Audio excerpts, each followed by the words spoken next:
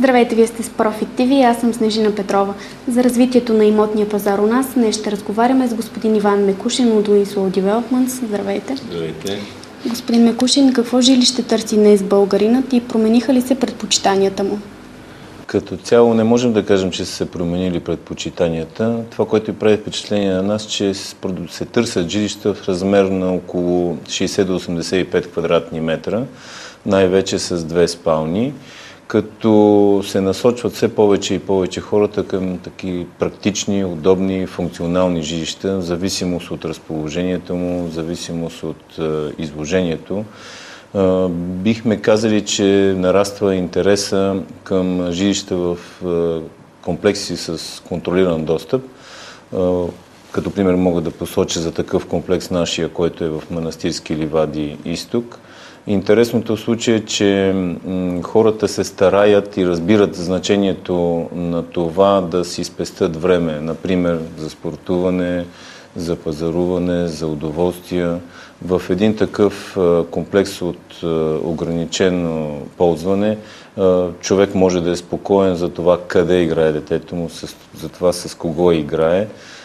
Вече все повече смятаме, че нашите клиенти, не само нашите, а клиентите в България се интересуват живо от това, кои са им съседите, с кои хора живеят, кой е до тях, какъв е социалният статус на тези хора.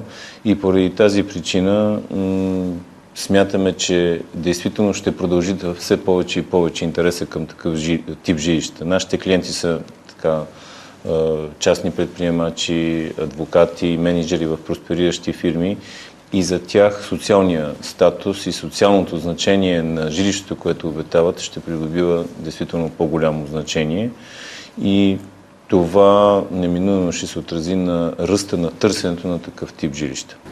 Компанията ви вече е на 7 години. Може ли да ни кажете нещо за инвестициите, които са направени до момента и съответно за бъдещите планове? Да, 7 години не са нито много, нито малко, въпреки че ние се смятаме за млада компания в тази област.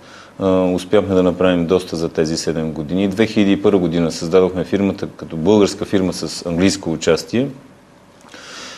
Стараем се да придобием статут на един от водещите инвеститори и менеджери в инвестиционния процес в строителния бизнес в България. Съчетаваме според нас познанията за българския пазар с чуждестранния опит и мислим, че така успешно управляваме нашата дейност от офисите в София, в Лондон и в Банско. През 2006 година направихме съвместна инвестиционна фирма Joint Venture с RIF, което е инвестиционното поделение на Deutsche Bank. От този момент до сега имаме няколко проекта започнати и в фаза на развитие с RIF. Това е комплекса от 22 000 квадратни метра земя в Манастирски ливади изток. Това е проекта за комплекс в квартал Витоша и това е обекта, който ние тепърва ще развиваме по-усилено. Започнахме миналата година в подножието на Люлин планина до един от кварталите на град Банкя, Градоман. Като суми за инвестиране можем да кажем, че като цяло Winslow Developments в момента участва в около 600 милиона евро инвестиции, проекти имаме. Самите проекти в Манастирски ливади и в Витоша са за около 280 милиона лева. Проекта в Градоман, тъй като там земята е значително по-голяма, повече по размер, е за около 250 милиона лева. Миналата година пролета сключихме договор за управление с един английски инвестиционен фонд Lewis Charles за техния проект в село Баня в община Разлог. Там се очаква инвестициите да бъдат около 200 и няколко милиона лева, като основна дейност, започнала преди няколко години на Winslow, естествено след инвестицията в строителството, смятаме, че е инвестирането, покупката на земеделска земя и развитието на селско-стопанска дейност. Към момента обработваме около 20 000 декара земеделска земя. с владеене собственост на около 15 000, с амбиция до края на 2008 година да закупим още 30 000 декара. Да ни разкажете нещо повече за най-големите ви проекти.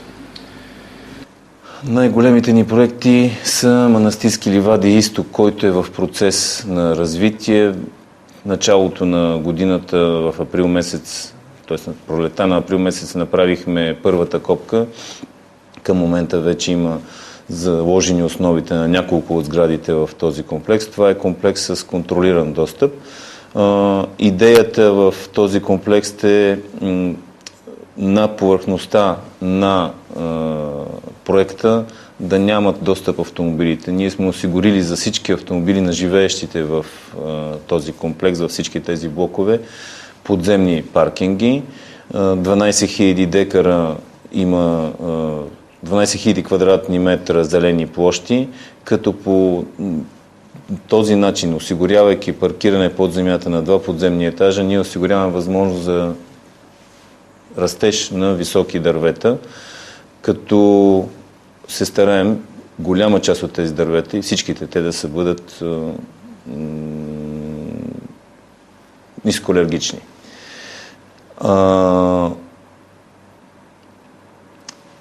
Такъв комплекс, който ние предлагаме, нашата идея, основната идея в случая беше да нямаме прекалено голямо застрояване и не изпълняваме цялата разгъната застроена площ, която ни се дава възможност от нормативното устройство. Може би около 20% по-ниска разгъната застроена площ от тази, която ни се разрешава от коефициента на интензитет. И по този начин смятаме, че ние ще можем да предоставим на нашите клиенти, на бъдещите обитатели в този комплекс едно така по-сериозно чувство за простор и уют и по-добра близост с природата. Комплексът е предназначен за хора, които имат възможности финансови около средните и малко над средните за територията на България. Той включва в себе си, освен жилищната част, един спа комплекс, който е с басейн 25 метров, с всичките необходими процедури за един спа комплекс.